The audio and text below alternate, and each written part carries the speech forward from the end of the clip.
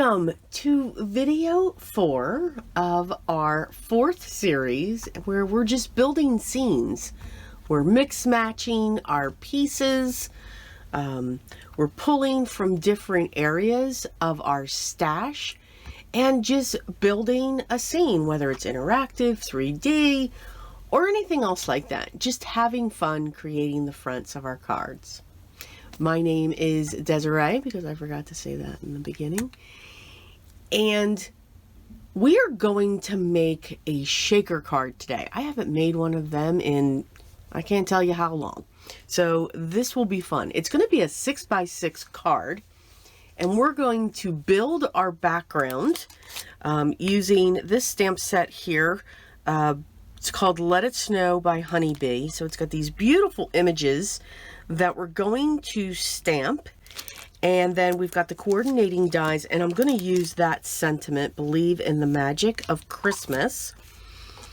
And then this is going to be the shaker window. So this sentiment's actually going to come across that window panel there, and this is by Hero Arts, and it's called Snowflake Medallion, fancy die. But if you've got other circle dies or shape dies or, you know, like these could be used for your shaker. So whatever you have, that's what I want you to use. Dig into that stash. Let's have some fun. So we've got a couple techniques going on here. The one is we're going to build our background, and then we're going to set our medallion, our circle, into that background. So we're going to do all kinds of fun. The colors that we're going to use are on a tealish blue style type background, which I think will be really, really pretty. And we're going to do a mix on stamping. We're going to use inks, and we're going to do some heat embossing. So lots going on in this one. So grab your supplies or just sit back and enjoy with your favorite beverage. Hot cocoa comes to my mind right now, or a good cup of coffee, something else, but let's stick with the coffee. Or if you want to work on something else, that's fine too.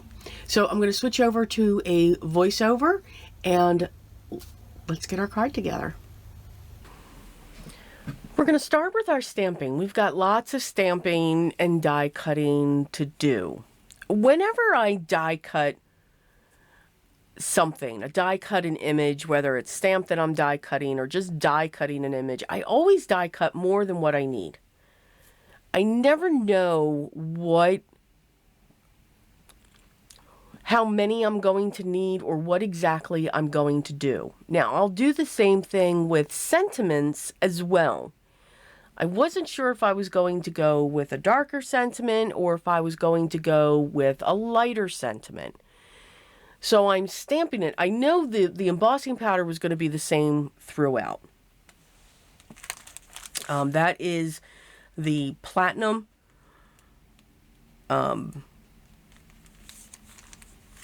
by Ranger, or Champagne is a good one by Recollections. They're both very comparable.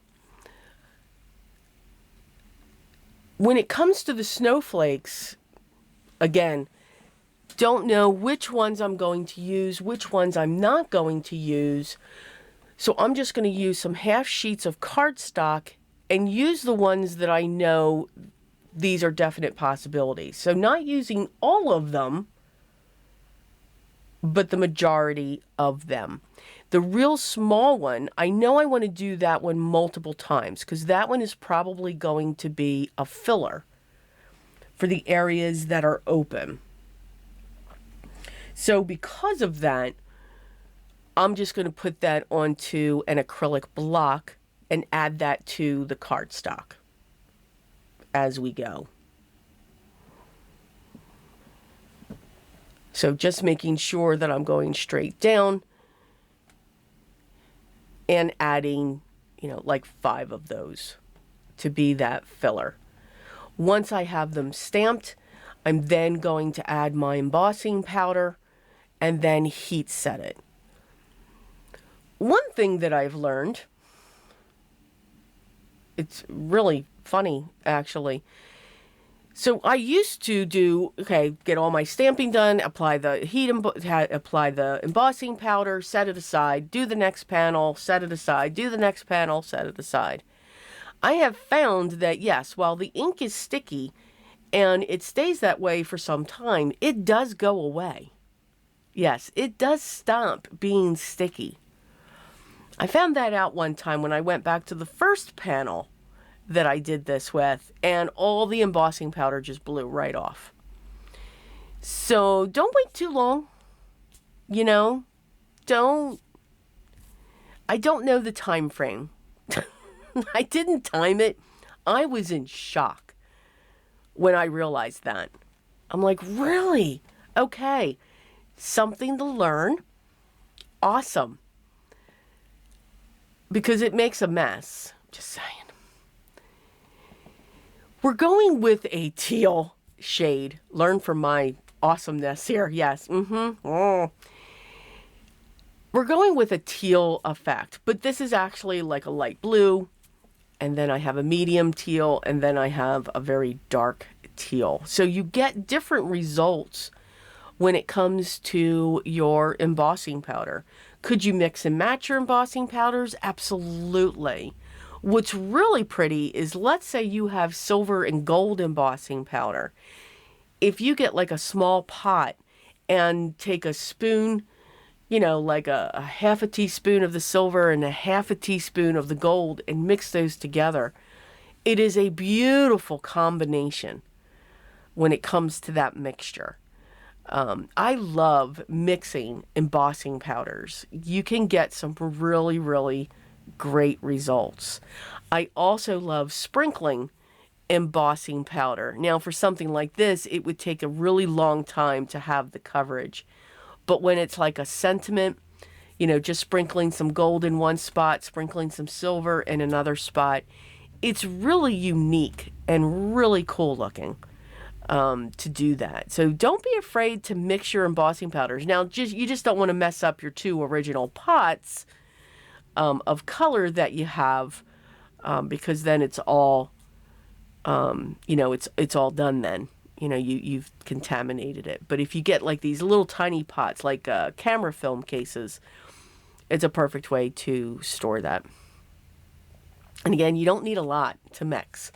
Embossing powder lasts a good long time. A good long time. We are done with our stamping. We are done with our heat embossing. Now I'm just getting the stamps back up onto the sheet, or else I will forget to do that, so that we can get that put away and off our table. Now, the one more thing, so I stamped the sentiment on the dark teal, but as I was looking at everything, I'm like, you know what, let's do it on the light teal or the light blue as well. And I'm glad I did, because that is the one that I end up using for my card. So yeah, very glad I did that. And the other one is just a spare that I'll keep. I have a little tiny plastic bin that sits on my table just full of sentiments. And so now the die cutting extravaganza. We're going to run these through, all through my die cutting machine. These cut absolutely beautifully. They go around the image of the, excuse me, of the snowflake.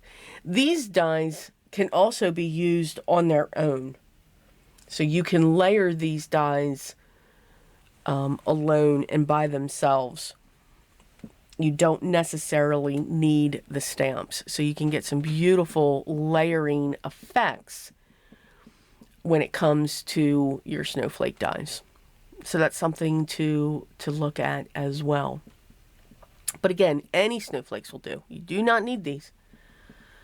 Use what's in your stash. And again, you also don't, for this part here, you would not have to die cut all of your snowflakes. You could stamp them onto your panel when you create this background panel. You don't necessarily have to do all of this die cutting for your panel. You could go straight, you know, from ink to paper when it comes to your snowflake images. So keep that in mind too. So we're just going to keep die cutting and going through. I do hope that you all are enjoying. It seems like you are. Hopefully I've been answering all of your questions that I've been seeing in the comment section. If I haven't, by all means, retype it here and I'll make sure that I do get back to you. But yeah, I really liked the way that this was set up. And how everything kind of, you know, everything was kind of on a whim. You know, what are we going to do here? I didn't think out the process of what do I want to do. I just kind of went with it, which I thought was really cool. We have all of our die cutting and embossing and stamping done. Now we're going to create our background. I'm creating a 6x6 card. My panel here is cut to 5 3/4 by 5 3/4. And now I'm just placing the snowflakes around. What I'm basically creating here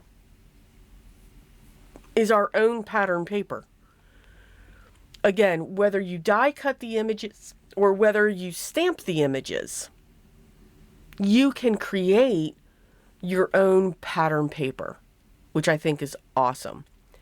I'm just making sure that no two colors are really that close together. I'm looking at, okay, what's going to be next to what's going to be basically cut out, because I am going to have this circle coming in and cutting out a portion of them. Now that I have the placement, I'm going to start gluing these down. You're going to see that some of the snowflakes that are close to the edge are going off the edge. Whenever you create your own pattern paper, like we are here, you want to make sure that your images are all over, but also going off the cardstock, because then it'll seem like it's a seamless pattern. I hope that made sense. So see how that one corner that's just going off the edge. Same thing with that snowflake. Just a little bit is going off the edge when it comes to that. This small one, small portion, nothing looks even. Nothing, you know, trying to keep the distance the same from around them. Making sure to think, okay, this is where the circle is sitting, so I need at least something there to have that color. And now pulling in these small ones just to fill in those opened areas.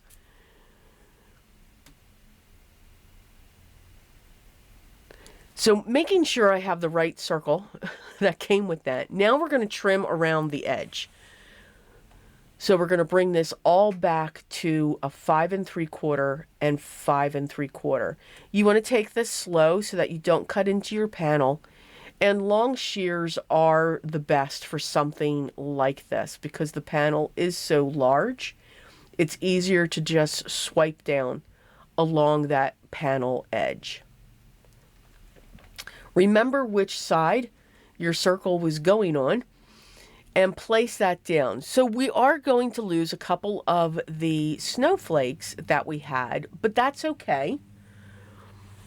Once we run this through, and it will cut through all the pieces, we'll save that circle for something else. Now we know that our center medallion will fit. Once I put that medallion in, I started questioning the color. And you'll see why. So I'm adding glue. I'm adding my piece of acetate down. And we're just going to trim along that edge.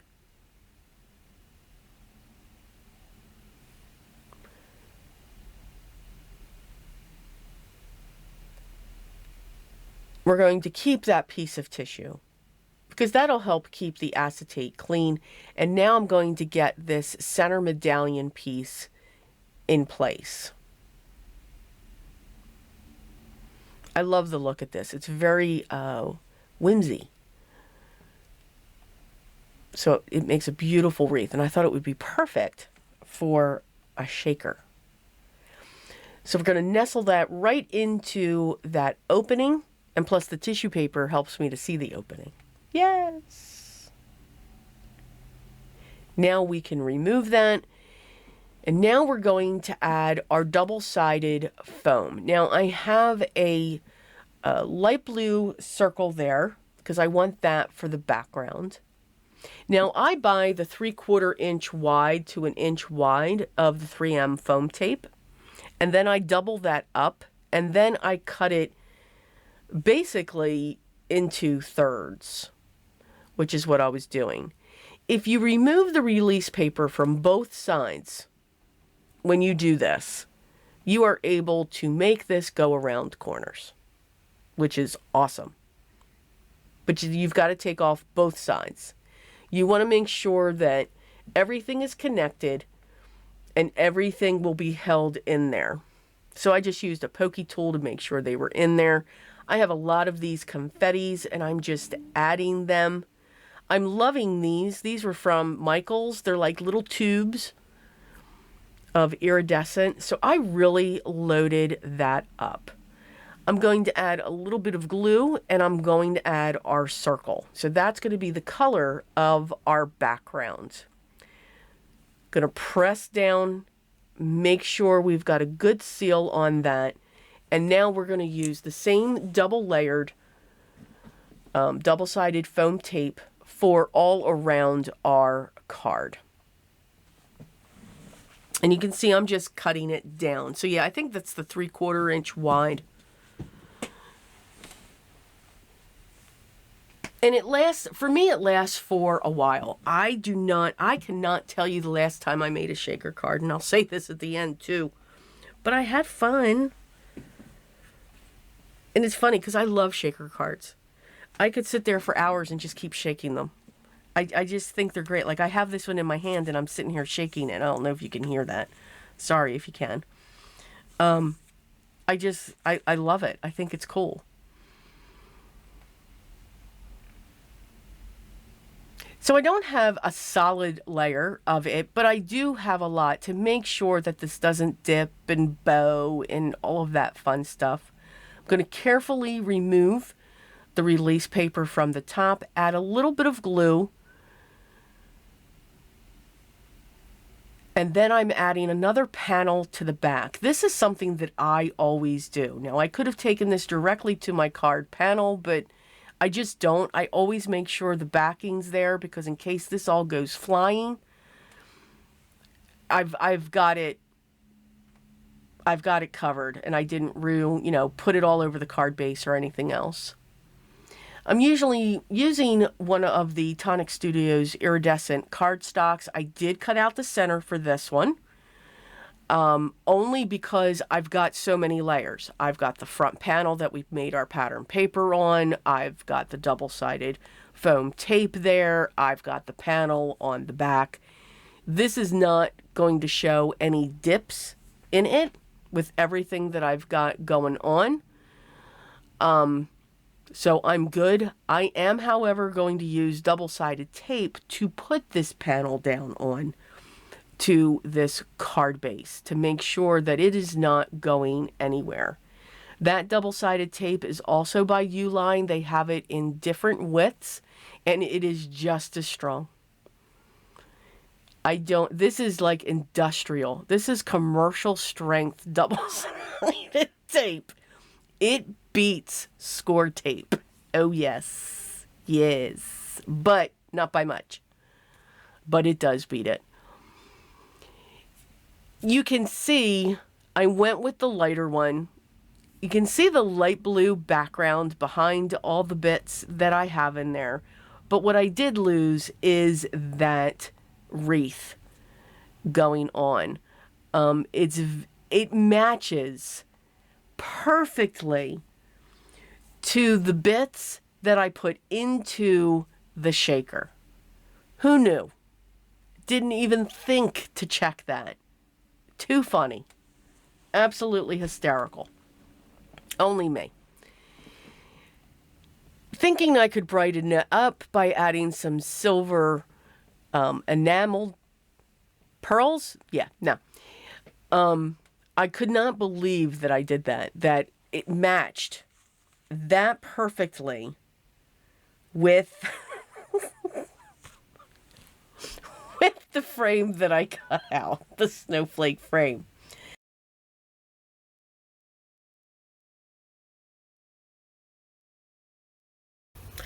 Okay, card number 4 is done. Kind of a different type of motif. Now, one thing that I would change is I think I would do this probably lighter, this insert. I mean, you can see it. I mean, if I tap down the shaker bits, you can see it. Now, it could also be because I'm looking at this on an angle, and I really filled that up, which I love. So even though that kind of gets lost because of the shaker bits that I used, that's why I did go with the lighter sentiment. So I had die cut and stamped 2 because I wasn't quite sure if I was going to go with the dark one or the light one. So I'm really glad I went with the light one. Love the background. Love the fact, you know, by doing that first and then die cutting it in, you've created your own pattern paper. And I love doing that, whether it's a stamped image, whether it's using die cuts. Just remember that when you do this with die cuts, you do want to use at least, you know, an 80-pound or less weight paper. You don't want to use your 110 pounds. It may not die cut through, but I didn't have a problem with it going through my machine. Just adding the silver gems onto those snowflakes here and then some in here, hoping to pull that centerpiece out just a little bit. But even though you can't see that, because I filled this up so much, you know, I just love those two colors just sparkling in there. Everything just really matched. So very exciting for that when it comes to this card. So again, create your own pattern paper. Make sure when you do that, that your pieces go off the panel that you're working with and then trim around them. Not only did I make sure that I went off the panel, I made sure I was not even, so it's a scattered look, and I made sure I went into the area that I knew was going to be the circle for the shaker card, because then you've got that continuous pattern just going in. I love the sound too. I do. I love shaker cards, and it's been forever and a day since I've done one, so I really do like this. The trick when you have your double-sided foam tape layered, I did do a double layer of this. You just want to make sure to take off both sides. I forget where I saw that. I saw the person, they suggested take both sides of the release paper off, and you can just make this curve right around that circle. I wanted it a little thicker than those strips because I do have them, but they're not as thick as the 2-layer 3M double-sided foam tape. So, you know, have fun with it. You can use different shapes, like if this was the shape of a tree or an ornament or a tag, anything, you know, a square, a rectangle, a diamond, triangle, anything that you have. You don't have to have the piece that overlays it. You could just cut this out and put your sentiment there, because that's pretty much what this looks like now. So you're making the eye just draw right into that sentiment. So have fun with it. And it can be anything for shaker bits, you know, sequins, glitter, those small micro beads. These are, my sister got me these. I don't even know what these are. It's polyester glitter, and they're like little tubular things. But I love them because they are so iridescent and they're so light. So absolutely love these. And I have so many. I know glitter's not a thing and, you know, bad. But, you know, love these stars when Nuvo was doing all of these. Look at their confetti. It's perfect for shaker bits. So I don't use up my gems or anything like that. So had a lot of fun with this. The embossing powder that I used is platinum. I love the platinum embossing powder. You can either get it from Ranger or Michael's Recollections has a beautiful platinum. But my Michael's isn't carrying the embossing powder right now, so I can only get it online when I need it. Very upsetting. Very upsetting. But I still have the ability to get it. As always, I hope you enjoyed this. Dig into your stash. Have fun creating your own pattern paper. Have fun using your different shapes to create that shaker card element. Again, you keep your packaging, your clear packaging. You can use that for the acetate film to go over the opening as well. So have fun with that. And if you have any questions, just leave those down below and I'm going to make sure I get back to you as soon as I can. Don't forget to subscribe. Don't forget to hit that thumbs up and don't forget to ring the bell so that you know when the next video is ready for when you want to watch it. But most of all, enjoy this process and just have fun. Try something new. You may like it, you may not, but just at least give it a try. But definitely look at your stash and stretch her out. We can do so many things. We purchase these products because we are inspired by what we saw. That's at least for me. But there are other ways that we can use those products to stretch out their life so that we can continue to enjoy them and share them with others. Don't get stressed and don't get frustrated. Just keep going with it. And when you do, walk away. But just know that you are creating art. That is exactly what you are doing. And if anybody tells you otherwise, ignore them. Okay? You are creating art, so just enjoy it. But most of all, remember, always be creative in everything that you do each and every day. And I will see you in our last video for the scene building. I'll see you then. Take care, everyone.